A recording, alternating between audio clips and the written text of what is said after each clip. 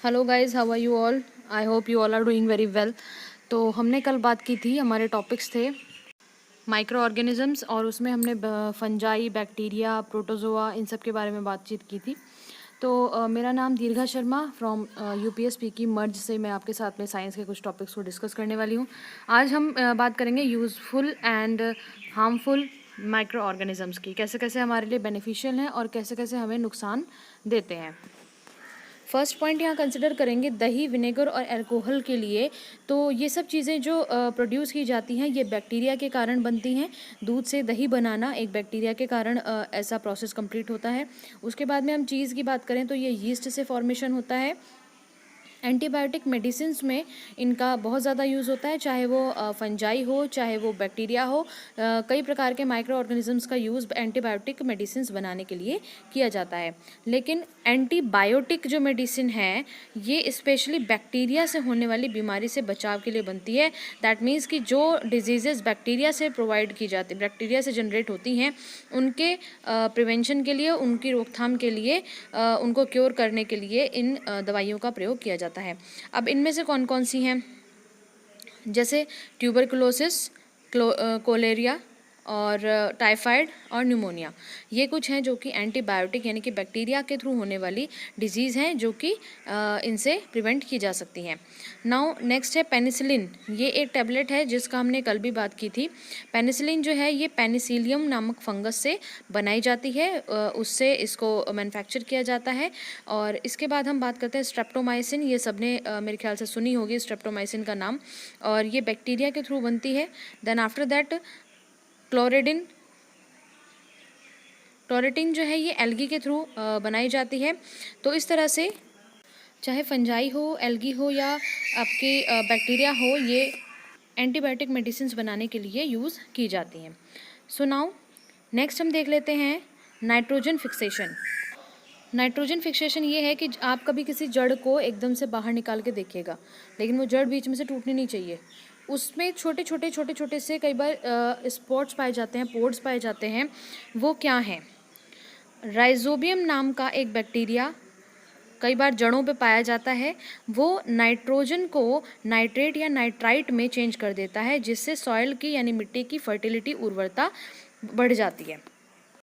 जिस मिट्टी में नाइट्राइट या नाइट्रेट की फॉर्म में नाइट्रोजन पाई जाती है उसकी उर्वरता बहुत अधिक होती है, वहाँ पर आपका प्रोडक्शन बहुत अच्छा हो जाता है। तो ये किस वजह से होता है? राइजोबियम नाम का एक बैक्टीरिया है, वो वहाँ पे पाया जाता है। इसी तरह एजेटोबैक्टर नाम का एक बैक्टीरिया है जो कि फ्रीली सॉइल में पाया जाता है। सॉइल में अंदर एजेटोबैक्टर फ्रीली अवस्था में होता है, वो किसी जड़ पे ही हो ऐसा ज़रूरी नहीं है। वो भी नाइट्रोजन फिक्सेशन का काम करता है। और इसी तरह से साइनोबैक्टीरियाज हैं दो, नॉस्टॉक एंड एनाबिना।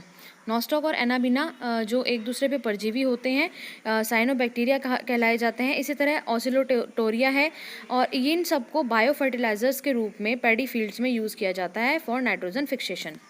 तो इस तरह से माइक्रो ऑर्गेनिजम्स जो है नाइट्रोजन फिक्सेशन का काम करते हैं, जिससे भूमि की उर्वरता बढ़ जाती है और हमारा प्रोडक्शन, जो हमारी खेती है, उसमें अच्छी फसल हमें प्राप्त हो जाती है। Now next point is decomposition. Decomposition का मतलब है कि कोई भी एक डेड ऑर्गेनिज्म है, जैसे मैंने आपको कल बताया था सैप्रोफाइट्स के बारे में। सैप्रोफाइट्स मोस्टली डेड ऑर्गेनिजम्स पे रहते हैं। तो ये उस डेड ऑर्गेनिज्म पे रहकर उसको धीरे धीरे ख़त्म करते रहते हैं। कभी आपने देखा हो, अगर कोई कुत्ता जैसे मर जाता है, वो साइड में पड़ा रहता है, तो कुछ लोग तो उसको दफना देते हैं। कई बार वो लावारिस ऊपर ही पड़ा रहता है, बहुत टाइम तक स्मेल करता रहता है। तो वो धीरे धीरे डिकम्पोज हो जाता है, यानी ख़त्म हो जाता है, और वो जो मिट्टी है उसी में मिल जाता है। अब क्योंकि एक वो जीवात्मा थी या फिर एक जीव था, उसके अंदर बहुत सारे मिनरल्स होंगे उसकी बॉडी के अंदर, तो वो सब जो है उस मिट्टी में मिल जाते हैं, और वो मिट्टी के लिए, वो हमारे लिए यूज़फुल हो जाता है, क्योंकि वो सॉइल के अंदर मिक्स हो जाता है, तो वो उसकी फर्टिलिटी को बढ़ा देता है। तो ये जो हमारा सैप्रोफाइट होते हैं, या ये जो हमारे माइक्रो ऑर्गेनिजम्स होते हैं, ये एक तरह से बेनिफिशियल है, क्योंकि अगर ये नहीं होंगे तो वो जो हमारे डेड ऑर्गेनिजम्स हैं वो ऐसे कैसे पड़े रह जाएंगे, वो सड़ते रहेंगे ऐसे ही, जिससे हमारे आसपास का पर्यावरण खराब हो जाता है, पर्यावरण प्रदूषित हो जाता है। तो ये एक तरह से हमारे लिए बेनिफिशियल काम भी करते हैं।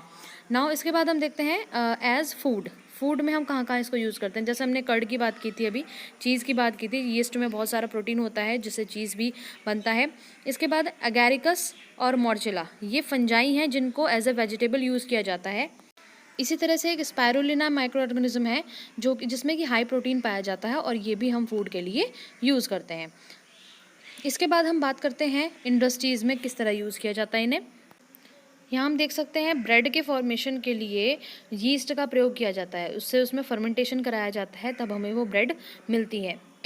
इसके अलावा बैक्टीरिया का यूज़ कहाँ कहाँ होता है, मिल्क में होता है, जैसे कि दही बनाई थी। विनेगर यानी सेब का सिरका बनाने के लिए यूज़ होता है इसको। टोबैको के लिए यूज़ होता है, टी के लिए यूज़ होता है और लेदर इंडस्ट्री में इसका यूज़ होता है।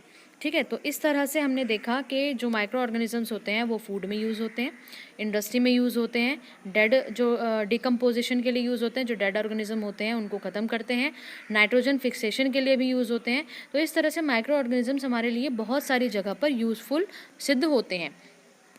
अब हम बात करते हैं हार्मफुल माइक्रो ऑर्गेनिजम्स की, कहाँ कहाँ पर ये हमें नुकसान पहुँचाते हैं। तो कुछ बैक्टीरियाज़ हैं जो कि टाइफाइड, निमोनिया, कोलेरिया और ट्यूबरकुलोसिस इनको जनरेट करते हैं। ये जो सब डिजीज़ेज़ हैं ये बैक्टीरिया के कारण होती हैं।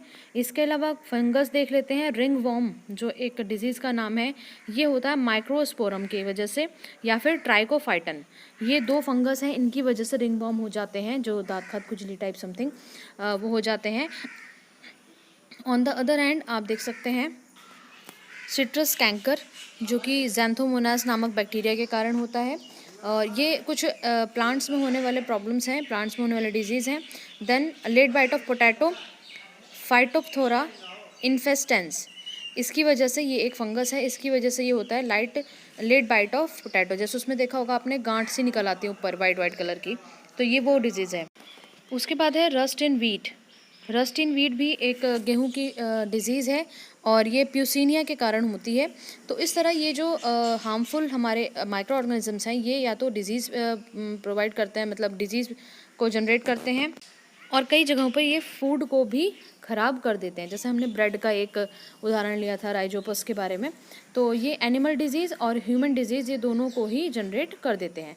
Now we will discuss about the food destroyers.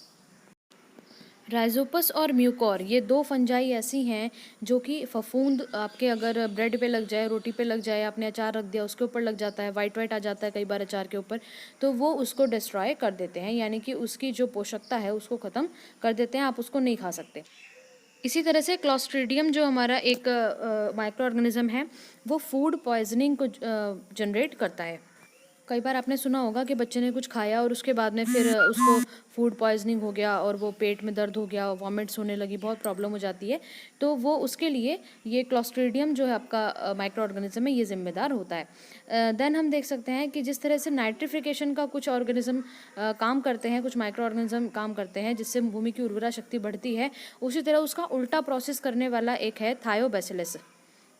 ये जो थायोबैसिलस होता है ये डीनाइट्रिफिकेशन करता है और सॉइल की फर्टिलिटी को ख़त्म कर देता है, यानी कि जो नाइट्राइट और नाइट्रेट की फॉर्म में नाइट्रोजन वहाँ पाई जा रही है उसको उल्टा कर देता है, यानी कि नाइट्रोजन की फॉर्म में चेंज कर देता है। तो इस यूनिट में हमने कंसिडर किया है कि माइक्रो ऑर्गेनिजम्स क्या हैं, उनका क्लासिफिकेशन किस तरह से होता है, उनके हार्मफुल और यूज़फुल क्या क्या थिंग्स हैं, कहाँ कहाँ पे वो हमें प्रयोग में लाया जाता है, कहाँ कहाँ पे नुकसान देते हैं। तो आप सभी लोग जितना आपको पढ़ा दिया गया है उसको आप रिवीजन भी करते रहें, और जितना आपको कोई क्वेरी है, कोई क्वेश्चन आपको पूछना है, तो वो आप जिस तरह से ग्रुप में मेरे से पूछ लेते हैं वहाँ पे आप मेरे से पूछ सकते हैं। अदरवाइज़ आपके पास में कमेंट बॉक्स है, आप यहाँ पे भी अपना क्वेश्चन डाल सकते हैं जिससे मैं आपको आंसर पहुँचा सकूँ। And thank you so much guys for watching this video. और आप अपने इस चैनल को, जिसका नाम है दीर्घा शर्मा, आप इसको सब्सक्राइब कर लीजिए और बेल आइकन को प्रेस कर लिया कीजिए, जिससे सभी नोटिफिकेशंस आपको मिल जाएं, आपके साइंस के टॉपिक्स मिस ना हो। और आपको वीडियो अच्छी लगे तो लाइक एंड शेयर ज़रूर कर दिया कीजिए, जिससे आपके अदर जो स्टूडेंट्स हैं, आपके अदर जो आपके दोस्त हैं, उन तक भी ये वीडियो पहुंच जाए और वो भी अपनी स्टडीज़ को इस पेंडेमिक सिचुएशन में कंटिन्यू कर सकें। So okay guys, bye bye.